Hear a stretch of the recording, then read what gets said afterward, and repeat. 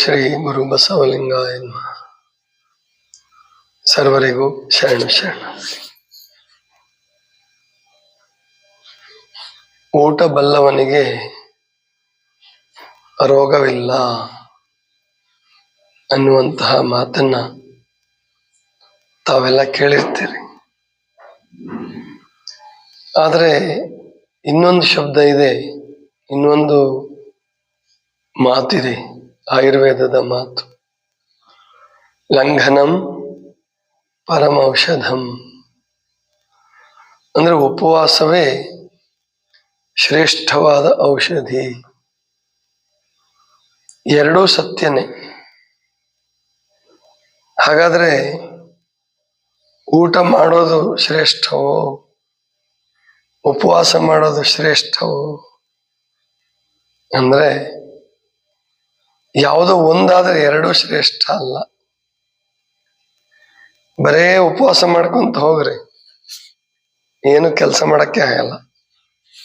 ಹೌದಾ ಇಲ್ವಾ? ಉಪವಾಸ ತಪಸ್ವಿಗಳಿರ್ತಾರಲ್ಲ, ಉಪವಾಸದಲ್ಲೇ ಇದ್ಬಿಡೋದು. ಎಷ್ಟು ತಪಸ್ಸು ಮಾಡ್ತಿದ್ರಂತೆ ಅಂದ್ರೆ ಹಿಂದೆ, ಇವಾಗ ಆ ಥರದವ್ರು ಇದ್ದಾರೆ ಅಂದ್ರೆ ತುಂಬಾ ಕಡಿಮೆ. ಹಿಮಾಲಯದ ಭಾಗದಲ್ಲಿ ಎಲ್ಲೋ ಸಿಗ್ಬೋದು. ಅವಾಗ ಎಲ್ಲ ಕಡೆ ಸಿಗ್ತಾ ಇದ್ರು. ಹೇಗೆ ತಪಸ್ಸು ಮಾಡ್ತಿದ್ರು, ಹೇಗೆ ಉಪವಾಸ ಮಾಡ್ತಿದ್ರು ಅಂದ್ರೆ ಆಹಾರ ಇರ್ಲಿ, ನೀರು ಸಹಿತ ಕುಡಿತಿರ್ಲಿಲ್ಲ. ಒಂದ್ ಕಡೆ ಕೂತ್ ಬಿಟ್ರೆ ಅಥವಾ ಒಂದ್ ಕಡೆ ನಿಂತು ಬಿಟ್ರೆ ಅವ್ರ ಮೇಲೆ ಹುತ್ತ ಬೆಳೀತಿದ್ವು ಅಂತ ಹೇಳಿ ಉಲ್ಲೇಖ ಬರ್ತದೆ. ಇದರಿಂದನೂ ಏನೂ ಸಾಧಿಸಕ್ಕಾಗಲ್ಲ. ಇನ್ನು ಊಟ ಮಾಡೋದಂದ್ರೆ ಯಾವಾಗ್ಲೂ ಊಟ ಮಾಡ್ತಾನೆ ಇರೋದು. ಇವರು ಏನು ಸಾಧಿಸಕ್ಕಾಗಲ್ಲ. ಹಾಗಾದ್ರೆ ಊಟ ಮತ್ತು ಉಪವಾಸದ ನಡುವೆ ಒಂದು ಹಿತಮಿತವಾದ ತಾಳಮೇಳ ಇರಬೇಕು. ಒಂದು ದಿವಸದಲ್ಲಿ ಎಷ್ಟು ಊಟ ಮಾಡಬೇಕು, ಹೇಗೆ ಉಪವಾಸ ಮಾಡಬೇಕು ಅದು ಗೊತ್ತಿರಬೇಕು. ಕಡೆಗೆ ವಾರಕ್ಕೊಂದು ಅಥವಾ 15 ದಿವಸಕ್ಕೊಂದು, ತಿಂಗಳಿಗೊಂದು, ಈ ಥರ ಎಲ್ಲ ಉಪವಾಸ ಮಾಡೋ ಪದ್ಧತಿ ಭಾರತ ದೇಶದಲ್ಲಿ ಬಹಳ ಬಳಕೆಯಲ್ಲಿತ್ತು, ಈಗಲೂ ಇದೆ. ಆದ್ರೆ ತಪ್ಪು ಮಾಡೋರು ತುಂಬಾ ಜನ ಇದ್ದಾರೆ.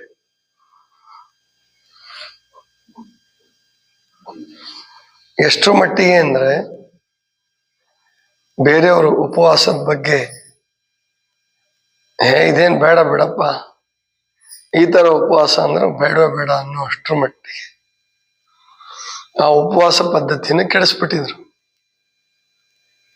ಆದ್ರೆ ಈಗ ನಾವು ಕಂಡುಕೊಂಡಿರೋದೇನಪ್ಪಾ ಅಂತಂದ್ರೆ, ಉಪವಾಸ ಅನ್ನುವಂಥದ್ದು ಊಟಕ್ಕೆ ವಿರುದ್ಧ ಅಲ್ಲ, ಅಥವಾ ಆಹಾರ ಸೇವನೆ ಅದು ತಪ್ಪಲ್ಲ.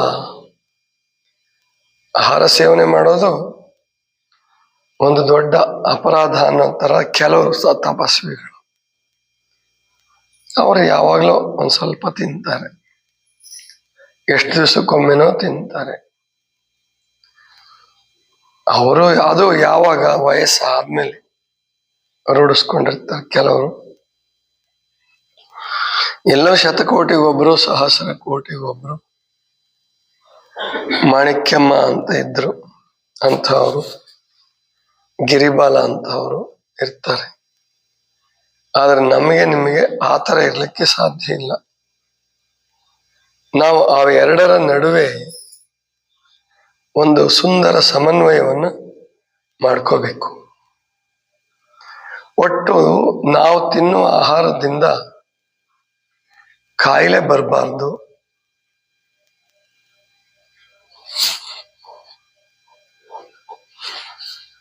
ಉಪವಾಸದಿಂದ ದುರ್ಬಲರಾಗಬಾರ್ದು. ಎರಡೂ ಕಡೆಗೂ ನಮ್ಮ ಲಕ್ಷ್ಯ ಇರಬೇಕು.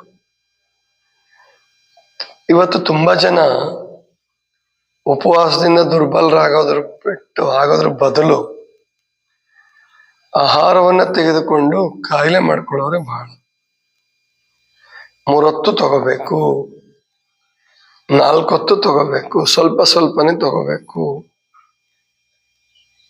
ಸ್ನ್ಯಾಕ್ಸ್ ಇರಲೇಬೇಕು, ಅದನ್ನ ತಿಂದ್ರೆ ಶಕ್ತಿ, ಈ ತರ ಎಲ್ಲ ಕಲ್ಪನೆಗಳಿದೆ.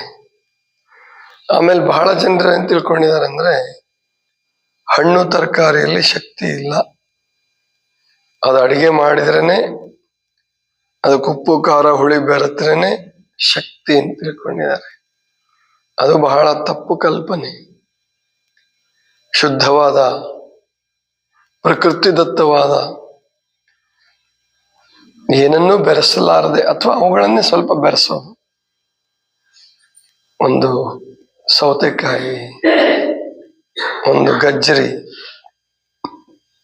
ಕ್ಯಾರೆಟ್ ಅಂತಿರಲ್ಲ, ಒಂದು ಮೂಲಂಗಿ, ಒಂದು ಈರುಳ್ಳಿ, ಸ್ವಲ್ಪ ಉಪ್ಪು, ಸ್ವಲ್ಪ ತೆಂಗಿನಕಾಯಿ, ಈ ತರ ಹಾಕಿದ್ರೆ ಎಷ್ಟು ರುಚಿ ಆಗುತ್ತೆ ಅದು ಅಂತಂದ್ರೆ. ತೆಂಗಿನಕಾಯಿ ತುರಿ, ಅದು ಈ ಕಡೆ ಸ್ವಲ್ಪ ನೀವು ತೆಂಗಿನಕಾಯಿ ತುರಿಯನ್ನು ದಪ್ಪ ಮಾಡ್ತೀರಿ, ಈ ಕಡೆ ಎಲ್ಲ ಇಳಿಗೆಗಳು ಹತ್ತತ್ರ ಇರಲ್ಲ, ಅವು ಮುಳ್ಳು. ಆ ಕಡೆ ದಕ್ಷಿಣ ಕರ್ನಾಟಕದಲ್ಲಿ ಇಳಿಗೆಗಳನ್ನು ತಯಾರು ಮಾಡ್ತಾರೆ, ಅಲ್ಲಿ ತುಂಬಾ ಸಮೀಪ ಇರ್ತದೆ ಮುಳ್ಳು.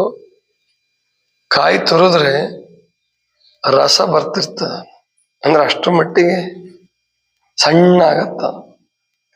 ಅದನ್ನ ತಿನ್ನೋಕೆ ಬಹಳ ರುಚಿ, ಆ ರಸ ಭರಿತವಾದದ್ದು ಸಣ್ಣಗಿರ್ತದ ಅದು. ಇಲ್ಲಿ ನೀವು ಮಾಡಿದ್ದನ್ನ ಸ್ವಲ್ಪ ಮತ್ತೆ ಗ್ರೈಂಡ್ ಮಾಡ್ಬೇಕಾಗತ್ತೆ, ಚಟ್ನಿ ಮಾಡ್ಬೇಕು. ಅಲ್ಲಿ ಆ ಕಡೆ ಇಳಿಗೆಗಳು ಹೆಂಗಿರ್ತಾವ ಅಂದ್ರೆ ತುಂಬಾ ಸಣ್ಣಗೆ, ಆ ಹಲ್ಲುಗಳೇನಿರ್ತವೆ ತುಂಬಾ ಸಮೀಪ ಸಮೀಪ ಸಮೀಪ ಇರುತ್ತೆ. ಕೆತ್ತುವಾಗ ಆ ತರ ಕೆತ್ತಿರ್ತಾರ ಅದನ್ನ, ಅಥವಾ ಅದನ್ನ ಮಾಡುವಾಗಲೇ ಅದೇ ತರ ಮಾಡಿರ್ತಾರೆ. ಅದು ತುಂಬಾ ರುಚಿ. ಆವಾಗ ಬೇಯಿಸುವ ಅಗತ್ಯ ಇಲ್ಲ. ಹಾಗೆ ಒಂದು ಹೊತ್ತಾದ್ರೂ ಆ ತರ ಆಹಾರವನ್ನು ತೆಗೆದುಕೊಂಡ್ರೆ ಬಹಳ ಖುಷಿ ಕೊಡುತ್ತೆ, ಬಹಳ ಖುಷಿ ಕೊಡುತ್ತೆ, ತಿನ್ಲಿಕ್ಕೂ ಬಹಳ ಸಂತೋಷ. ಜೊತೆಗೆ ಯಾವುದು ಬೇಯಿಸಿರಲ್ವೋ ಅದರಲ್ಲಿ ಹೆಚ್ಚು ಶಕ್ತಿ ಇರ್ತದೆ. 90 ಭಾಗ 80ರಿಂದ 90 ಭಾಗ ಜೀರ್ಣ ಆಗ್ತದೆ. ಆಮೇಲೆ ಇನ್ನೊಂದೇನು ಅಂತಂದ್ರೆ ಅಂತರ ಬಿಡುವಂತಹದ್ದು. ಊಟದಿಂದ ಊಟಕ್ಕೆ ಅಥವಾ ತಿಂಡಿಯಿಂದ ಊಟಕ್ಕೆ ಅಂತರ ಬಿಡ್ತಕ್ಕಂಥದ್ದು, ಗ್ಯಾಪ್. ಅದು ದೀರ್ಘಾವಧಿ ಇದ್ದಷ್ಟು ತುಂಬಾ ಚೆನ್ನಾಗಿ ಜೀರ್ಣ ಆಗುತ್ತೆ. ಆದ್ರೆ ಒಂದು ವಿಷಯ ಗಮನಿಸ್ಬೇಕು, ಮೊದಲು ರೂಢಿ ಮಾಡೋದಕ್ಕಾಗಲ್ಲ. ರೂಢಿ ಮಾಡುವಾಗ ಇದು ಕಷ್ಟ ಅನ್ಸುತ್ತೆ. ಈ 3 ಹೊತ್ತು ಊಟ ಮಾಡಿದವ್ರಿಗೆ, 4 ಹೊತ್ತು ಊಟ ಮಾಡಿದವ್ರಿಗೆ ಒಮ್ಮೆಗೆನೆ 2 ಹೊತ್ತಿಗೆ ತಂದಾಗ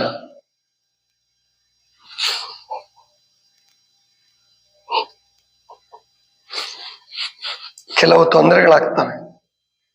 ಅಂದ್ರೆ ಸಂಕಟ ಆಗುವಂಥದ್ದು, ಪಿತ್ತ ಜಾಸ್ತಿ ಆದಂಗೆ ಆಗೋದು, ಈ ರೀತಿಯೆಲ್ಲ ಆಗಬಹುದು.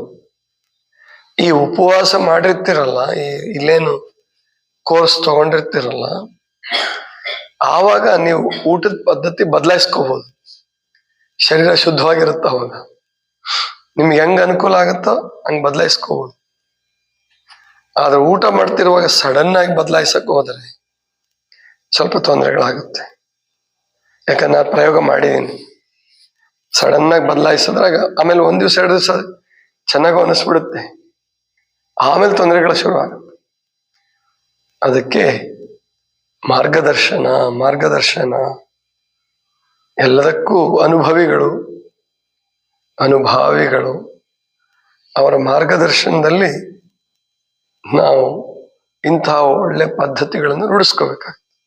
ಅಥವಾ ನಿಧಾನಕ್ಕೆ ಸ್ವಲ್ಪ ಬದಲಾವಣೆ ಮಾಡಿಕೊಂಡು ಇಂತಹ ಪದ್ಧತಿಗಳನ್ನು ರೂಢಿಸ್ಕೋಬೇಕಾಗತ್ತೆ. ಒಂದು ಮಾತಿದೆ, ಗೊತ್ತಿರ್ಬೇಕು ನಿಮಗೆಲ್ಲ, ಒಪ್ಪತ್ತುಂಡವ ಯೋಗಿ, 2 ಹೊತ್ತುಂಡವ ರೋಗಿ, ಭೋಗಿ. 2 ಹೊತ್ತುಂಡವ ಭೋಗಿ, 3 ಹೊತ್ತುಂಡವ ರೋಗಿ, 4 ಹೊತ್ತುಂಡವನೇ ಹೊತ್ಕೊಂಡು ಹೋಗಿ ಅಂತ ಯಾರೋ ತಮಾಷೆಗೆ ಮಾಡಿದ್ದಾರೆ. ತಮಾಷೆ ಕೂಡ ಇದೆ ಅದರಲ್ಲಿ. ಆದ್ರೆ ಇದನ್ನ ರೂಢಿಸ್ಕೊಳ್ಳೋದೇ ಸುಲಭ ಅಂತ ತಿಳ್ಕೊಬೇಡಿ. ಎರಡೊತ್ತು ಊಟ ಮಾಡೋದು ರೂಢಿಸ್ಕೊಳ್ಳೋದು ತುಂಬಾ ಒಳ್ಳೇದು. ಭೀಷ್ಮಾಚಾರ್ಯರಿಂದ ಹಿಡ್ಕೊಂಡು ಅಂದ್ರೆ ಮಹಾಭಾರತದಲ್ಲಿ ಭೀಷ್ಮಾಚಾರ್ಯರಿಂದ ಹಿಡ್ಕೊಂಡು ಇಲ್ಲಿವರೆಗೆ ಎಷ್ಟೋ ಜನ ಅದನ್ನು ಹೇಳಿದ್ದಾರೆ. ಆದ್ರೆ ಎಷ್ಟು ಜನ ರೂಢಿಸ್ಕೊಂಡಿದ್ದಾರೆ ಅದು ಬಹಳ ಮುಖ್ಯ. ಆ ಮಾತುಗಳನ್ನು ಕೇಳಿದಾಗ ತುಂಬಾ ಹಿತ ಅನ್ಸುತ್ತೆ. ಮಾಡ್ಬೇಕಪ್ಪ, ನಾವು ಮಾಡ್ಬೇಕು ಅಂತ ಅನ್ಸುತ್ತೆ. ಕೆಲವು ದಿನ ಮಾಡು ಬಿಡ್ತೀರಿ.